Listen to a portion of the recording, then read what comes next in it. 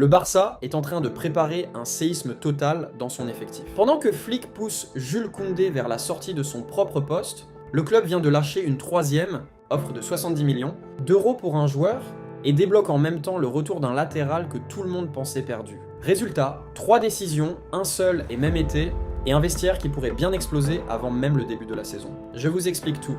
Avant de commencer, dites-moi en commentaire, vous faites confiance à Flick pour ce chantier?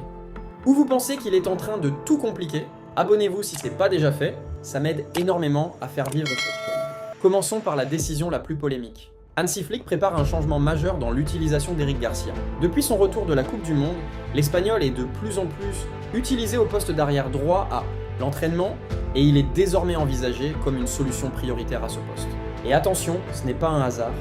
Cette décision s'inscrit dans la continuité de ce que Flick avait déjà fait lors du dernier Clasico, où il avait titularisé Garcia face au Real Madrid à la place de Jules Koundé.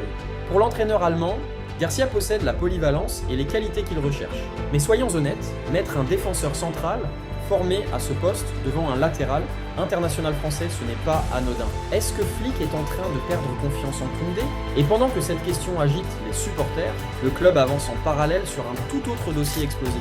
Rodri.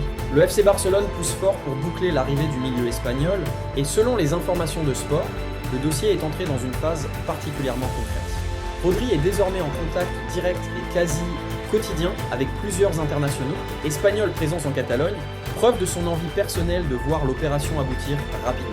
Et le club a mis les moyens. Une troisième offre vient d'être transmise à Manchester City, estimée à environ 70 millions d'euros. 70 millions pour un club qui répète depuis des mois qu'il doit vendre avant d'acheter. Posez-vous la question avec moi en commentaire. Est-ce que le Barça a vraiment les moyens de cette ambition ?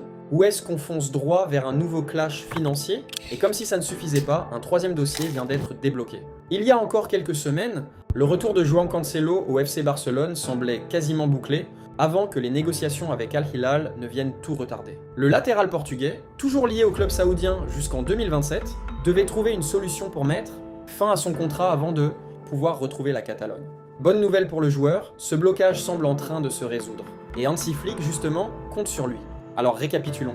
En l'espace de quelques jours seulement, le Barça repositionne un défenseur central au poste de Koundé, débourse potentiellement 70 millions pour Rodri et rouvre en parallèle le dossier Cancelo à ce même poste de latéral. 3 joueurs, une seule zone du terrain et une seule question qui devrait tous nous préoccuper. Est-ce que Flick a vraiment un plan cohérent ou est-ce que le Barça navigue à vue cet été? Dites-moi honnêtement en commentaire, pour vous, qui doit finalement s'imposer sur le côté droit de cette défense? Koundé, Garcia ou Cancelo? Je lirai un maximum de vos réponses dans l'heure qui suit la publication. Si cette vidéo vous a plu, likez-la, abonnez-vous, et je vous retrouve très vite pour la suite de ce feuilleton estival, parce que ce chantier est très loin d'être terminé.